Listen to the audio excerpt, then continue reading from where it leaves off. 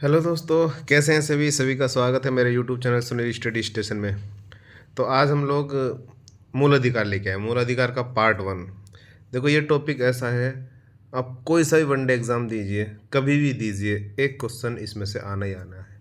और ये मैं छोटी छोटी 2-3 वीडियो में ये समाप्त कर दूंगा और हर एंगल से आपको बहुत अच्छे से समझाते हुए आखिरकार मूल अधिकार हैं क्या, ये मैं आपको बहुत आसानी से समाप्त कर दूँ, क्वेश्चन बताते हुए किस तरीके के क्वेश्चन आते हैं। तो फटाफट चलिए हम लोग अपने मूल अधिकारों पे आते हैं डायरेक्ट।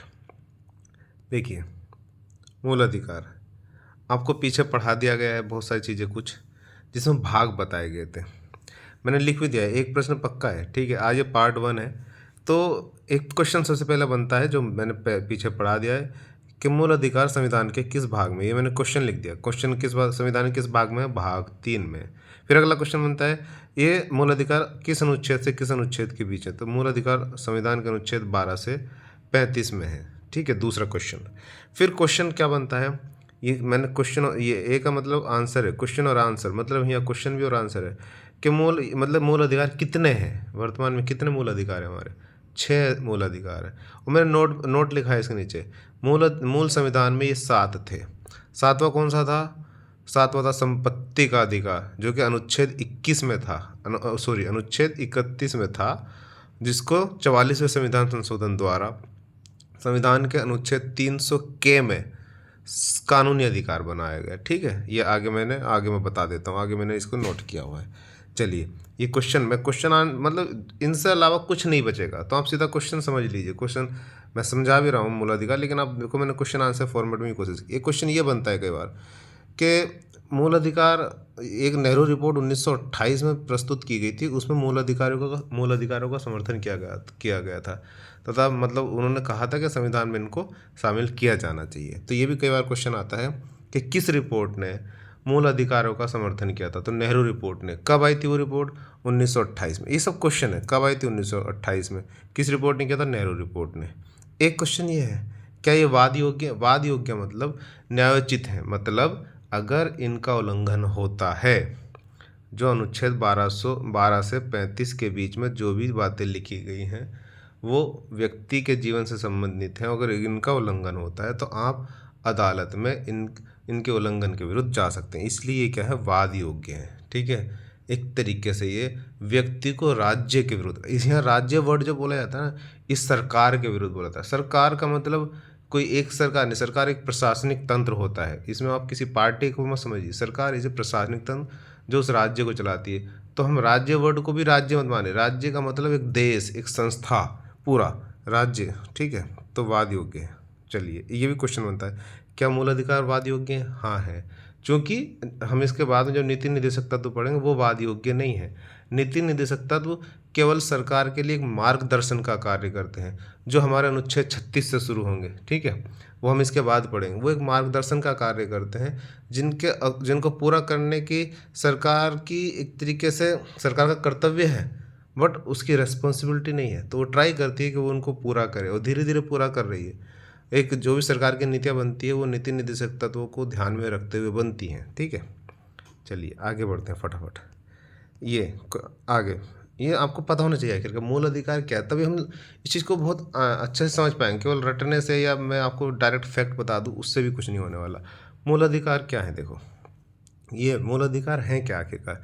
ये संविधान, कोई पूछ ले क्या है मूल अधिकार? मूल अधिकार ये संविधान में उल्लेखित है। संविधान में उल्लेखित कहाँ है? अनुच्छेद 12 से लेकर अनुच्छेद 35 तक, संविधान के भाग 3, ठीक है। ये व्यक्तित्व विकास के लिए आवश्यक है। मतलब इन अनुच्छेद 12 से लेकर 35 जो मूल अधिकार है हमारे, 12 से लेकर 35 तक जो अनुच्छेद है, उनमें ये ऐसी चीज़ें, ऐसी बातें लिखी हुई हैं जो प्रत्येक व्यक्ति के लिए बहुत जरूरी है, उनका विकास हो। कैसे? एजुकेशन के बारे में लिखा हुआ है। आपकी कहना चाहिए आपके अधिकार, जैसे कि आपको बोलने का अधिकार, आपको पढ़ने का अधिकार, आपको स्वस्थ रहने का अधिकार, आपको पूजा करने का अधिकार, सब चीज़ के अधिकार, कोई आपके अधिकारों का हनन ना करे। वो सब चीज़ जो एक व्यक्तित्व विकास के लिए ज़रूरी है, वो सारी की सारी चीज़ें इसमें लिखी गई हैं।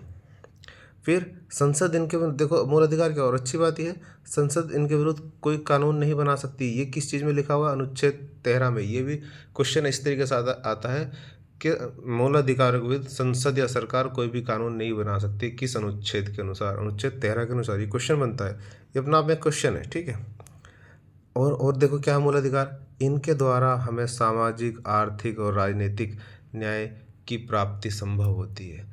इसमें इस तरीके से चीज़ें हैं इन 12 से लेकर 35 के बीच में, कि हम ओवरऑल इनको अगर सही से हम लागू कर पाते हैं तो ये समझ लीजिए हमारे समाज में सामाजिक रूप से, आर्थिक रूप से, राजनीतिक रूप से सभी को न्याय प्राप्त होता है, सुनिश्चित कर पाएंगे हम ये। अच्छा, अगला क्वेश्चन ये बनता है, बहुविकल्प में आता है कई बार, कहाँ से लिए गए, किस देश के संविधान से लिए गए हैं? तो ये लिए गए संयुक्त राज्य अमेरिका से। अभी क्वेश्चन आ जाएगा, मूल अधिकार किस देश के संविधान से लिए गए? 4 विकल्प दे देगा, संयुक्त राज्य अमेरिका, रूस, जापान, ब्रिटेन।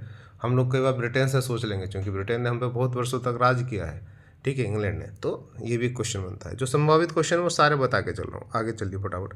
अब मैंने बताया ना कितने मूल अधिकार हैं? 6 मूल अधिकार हैं वर्तमान में।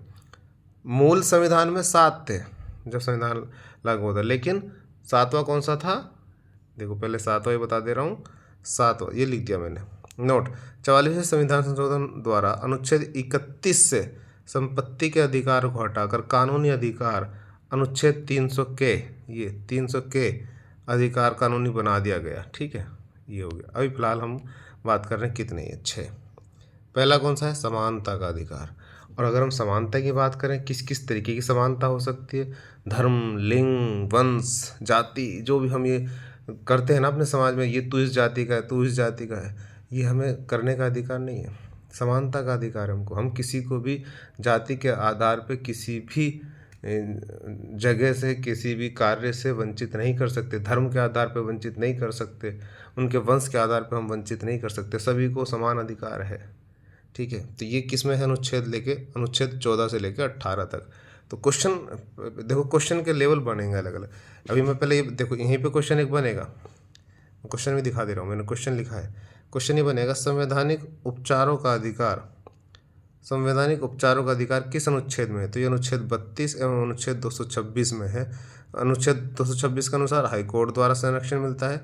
मतलब जो भी ऐसे उपचार दे रखे हैं, संवैधानिक उपचार, अनुच्छेद 32 में कुछ ऐसी चीज़ें दे रखी हैं, तो उनको अगर वह लागू नहीं कर रही है अदालत, मतलब कोई व्यक्ति, कोई संस्था उनको लागू नहीं कर रही, तो हम अदालत में जा सकते हैं। अनुच्छेद 32 के तहत हम सुप्रीम कोर्ट में जा सकते हैं कि मालिक, सुप्रीम कोर्ट का दरवाज़ा खटखटा सकते हैं अनुच्छेद 32 के तहत, कि मालिक जो संवैधानिक उपचार हम अनुच्छेद 32 के तहत दे रखे हैं उनका पालन ये संस्था या ये व्यक्ति या ये सरकार नहीं कर रही है। और या अगर सर्वोच्च न्यायालय में जाने की जरूरत नहीं है, राज्य सरकार या किसी और का मामला है, तो हो सकता है हम अनुच्छेद 226 के तहत हाई कोर्ट चले जाइए कि मालिक ऐसे ऐसे मुझे इस तरीके से बंदी बना लिया गया हो और एक प्रॉपर तरीके से ना मुझे वकील प्रोवाइड कराया ना है।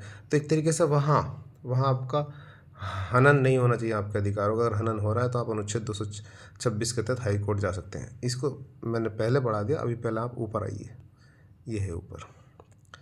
तो 6 तरीके के हमारे मूल अधिकार जो मैंने 6 बताया। पहला ये हो गया समानता का अधिकार, दूसरा है स्वतंत्रता का अधिकार, ये कहाँ है? अनुच्छेद 19 से लेके 22 तक। तीसरा है शोषण के विरुद्ध अधिकार, अनुच्छेद 23 से लेकर 24 तक।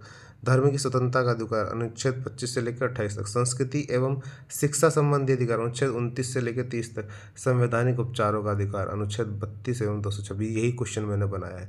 तो वो और भी सारे से क्वेश्चन बना सकता है। क्या क्वेश्चन बना सकता है? शोषण के विरुद्ध अधिकार किस अनुच्छेद में है? अनुच्छेद 23 एवं 24 में।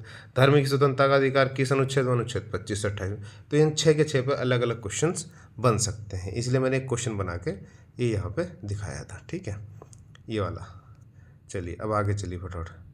तो आप इनको याद कर लीजिए। क्या याद करना है आपको? क्वेश्चन समानता का अधिकार किस अनुच्छेद में? ये याद करना, अनुच्छेद 14 से 18। पहले ये इतनी संख्या याद करो पहले, अनुच्छेद 19 से 22।